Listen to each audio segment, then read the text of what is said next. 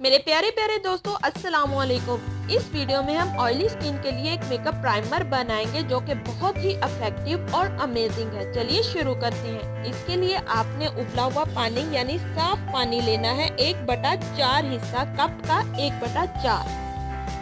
उसके बाद आपने 1 चम्मच मिल्क ऑफ मैग्नीशिया लेना है, किसी भी मेडिकल स्टोर से मिल जाएगा। आपने इसको एक स्प्रे बोतल में डालकर अच्छे से मिक्स करना है, यहाँ तक कि आपके पास एक दूध की शक्ल का लिक्विड आ जाए। उसको आपने अपनी स्किन पर टैप करके लगाना है और उसके बाद आपने मेकअप ब्लेंड करने वाले फोम स्पंज के साथ इसको स्पंज करना है, यहाँ तक कि ये ड्राई होने लगे। आपने इसको 10 मिनट के लिए अपनी स्किन पर छोड़ देना है। उसके बाद आपने मेकअप लगाना है। इसमें मिल्क ऑफ मैग्नीशिया जो डाला गया है उससे आपकी स्किन के लाइट और स्पॉट्स जो हैं लाइट हो जाएंगे और आपकी स्किन अच्छी हो जाएगी और आपके डार्क स्पॉट्स भी खत्म हो जाएंगे।